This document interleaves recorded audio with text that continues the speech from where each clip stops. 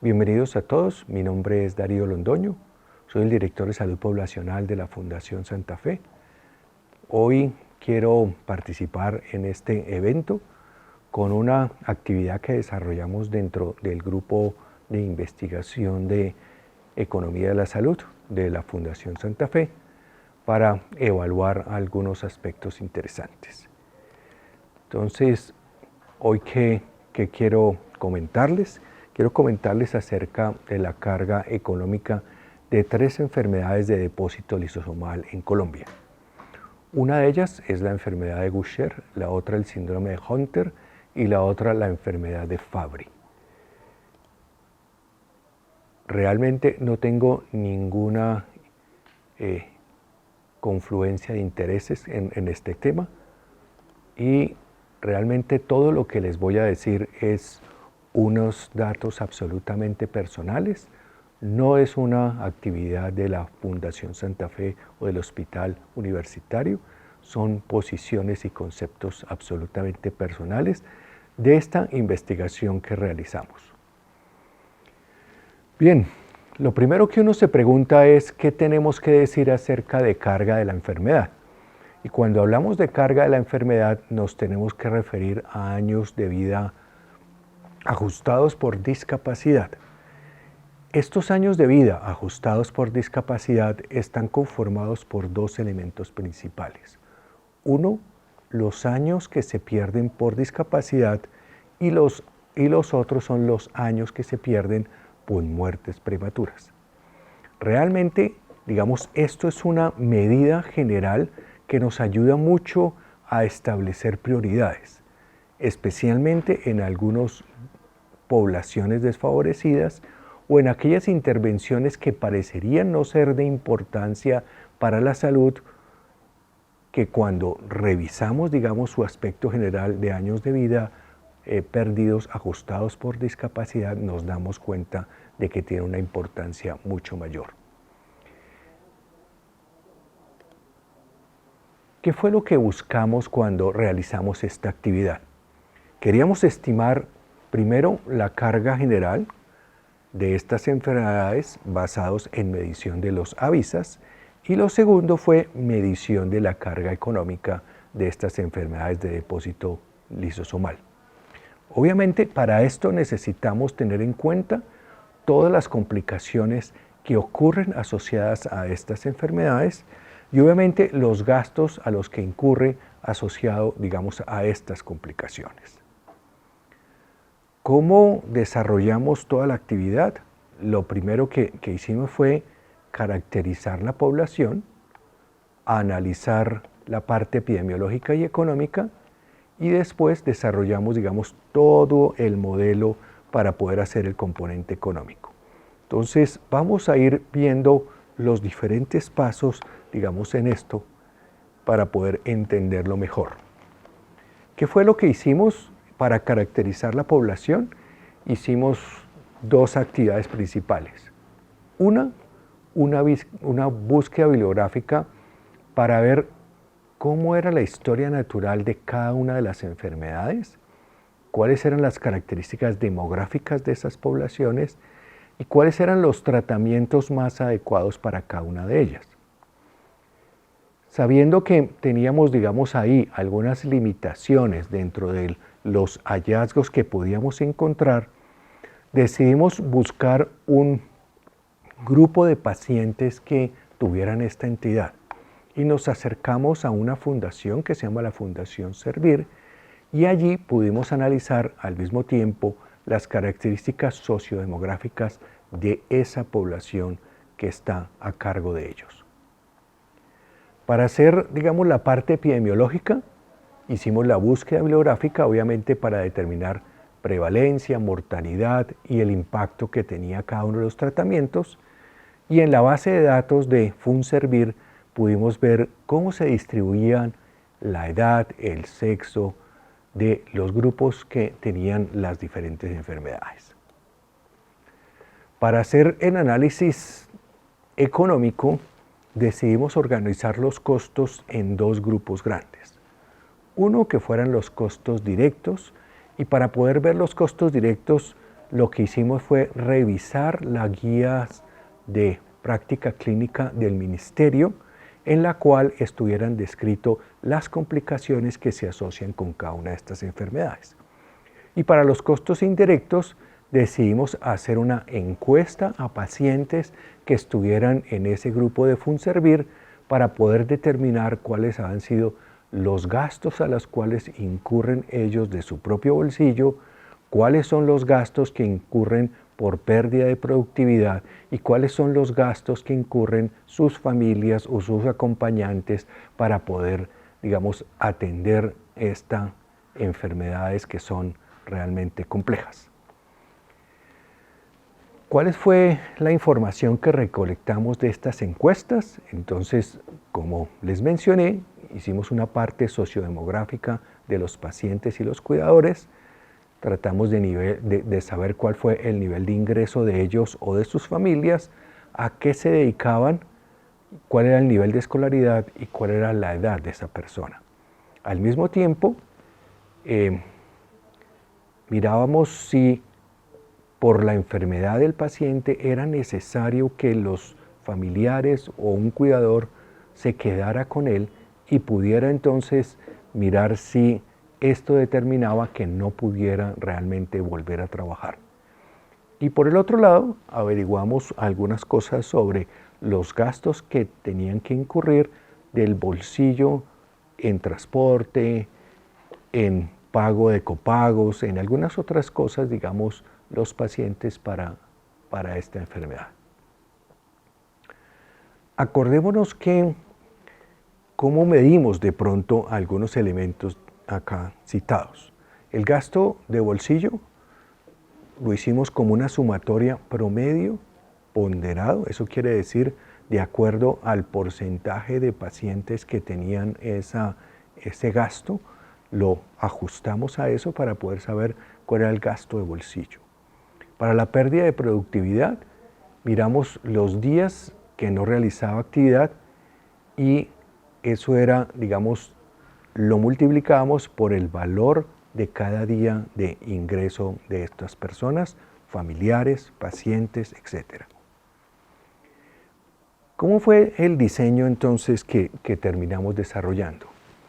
De acuerdo a lo que revisamos en la literatura y en los datos primarios, nos encontramos que el mejor modelo para esto era un modelo de Markov. ¿Qué es un modelo de Markov? Es un modelo en el cual cogemos una población desde su nacimiento y la vamos llevando en el transcurso del tiempo para ver cuántos de ellos desarrollan cada una de las enfermedades aquí descritas. Y vamos viendo la transición que ocurre entre las diferentes complicaciones que hay, la presencia hasta que ocurre la muerte y los seguimos hasta que termina, digamos, su expectativa de vida. Todo esto lo medimos obviamente utilizando diferentes parámetros, miramos las complicaciones, en aquellos en que teníamos dudas sobre la frecuencia de las complicaciones y no las encontramos en la literatura, pues obviamente buscábamos con algunos expertos que nos ayudaran para entender la enfermedad. ¿Cuáles fueron algunos elementos críticos que incluimos en esto? Si nosotros vemos, las complicaciones que asociamos al Fabry fueron la enfermedad cardíaca, la enfermedad cerebrovascular y la insuficiencia renal crónica. Para el Usher decidimos mirar las afectaciones hematológicas, el retardo en el crecimiento, la hepatomegalia sin cirrosis o con fibrosis y obviamente la presencia de fracturas. Y para el Hunter principalmente miramos el retraso global del desarrollo, la displasia ósea y la muerte prematura. En todos los casos, en todos ellos, buscamos además cuál era la prevalencia, la mortalidad, el peso de cada una de estas discapacidades que les acabo de mencionar y todo esto lo validamos con expertos para estar seguro de que era una manera adecuada de hacerlo. Por el otro lado, revisamos si podíamos saber cuáles eran los casos que había en Colombia y una parte la sacamos de estas fundaciones. Y por el otro lado, hicimos unos cálculos basados en la prevalencia y estimando un subdiagnóstico de las enfermedades. Por el otro lado, miramos cuál era la mortalidad general por alguna de estas complicaciones que describí y obviamente buscamos los costos de las complicaciones en la literatura y los ajustamos a valores de IPC inflatorio de acuerdo al IPC de salud. ¿Cómo era, digamos, ese modelo? Como les dije, era un modelo de Markov. Arrancaba con personas sanas, personas teóricamente sanas, que habían nacido y que las seguíamos en el tiempo y miramos en qué momento iba apareciendo algunas de las complicaciones de cada una de estas enfermedades hasta que aparecía la muerte. Todas estos iban viéndose una transición de acuerdo a unos ciclos que definimos hasta que, digamos, terminaba en la muerte de todas las personas. Que como dijimos, aquellos que no, terminaban en su expectativa de vida. Entonces miremos el ejemplo de Fabry. Entonces el ejemplo de Fabry, como les dije, tomamos todos los niños recién nacidos vivos en Colombia, que son 645.000 niños, distribuidos por ambos géneros, hombres y mujeres. Teníamos una expectativa de vida que esperábamos para las mujeres de 79 años, para los hombres de 73, lo cual nos da más o menos en promedio 76 años. Y lo que ocurre obviamente con esta enfermedad es que para los hombres se disminuye mucho más la expectativa de vida que para las mujeres, dándonos una disminución de la expectativa de vida a 67 años. Por el otro lado, fíjense la frecuencia de las complicaciones. La falla renal, 22%, la enfermedad cardíaca, 58%, la enfermedad cerebrovascular, el 20%, y aquí son los pesos de discapacidad por cada una de estas entidades que las sacamos obviamente de publicaciones que existen internacionalmente sobre la carga o la discapacidad asociada a algunas de las entidades.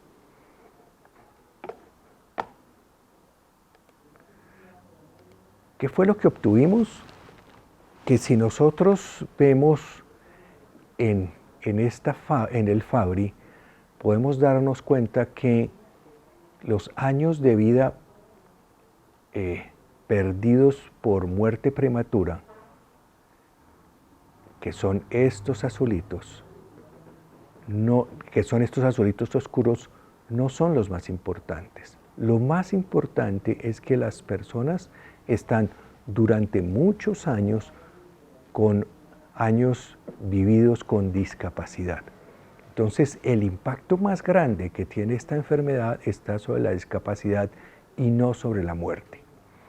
Cuando nosotros comparamos estos resultados con los resultados del Estudio Nacional de Carga de Enfermedad que realizó la Universidad Javeriana hace ya varios años, nos encontramos que el Fabry es muy parecido a lo que ocurre con la cardiopatía isquémica o con la depresión.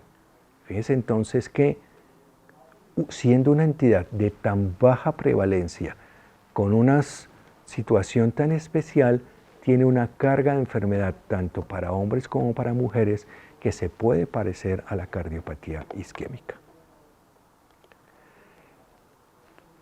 ¿Cuál es el impacto, digamos, de esto en la población económicamente activa? Muy grande, porque si ustedes ven, la mayoría de las personas están en esa etapa de la vida, lo cual hace que vaya a tener un impacto grande, especialmente en la parte de gastos.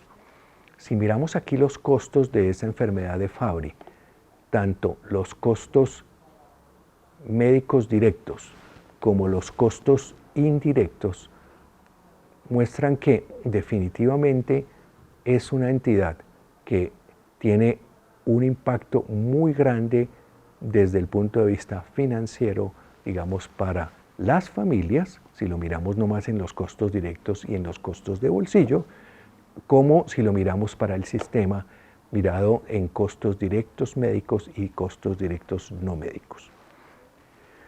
¿Esto qué nos lleva a pensar? Que sea necesario, digamos, hacer intervenciones para una detección temprana y tratar de evitar, digamos, algunas de las complicaciones con las cuales está asociado esta entidad.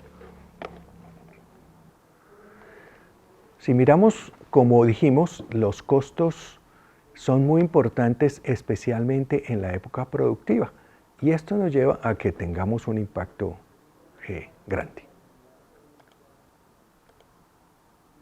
Ahora miremos la enfermedad de Gaucher. Tenemos aquí lo mismo que describí para la enfermedad de Fabry.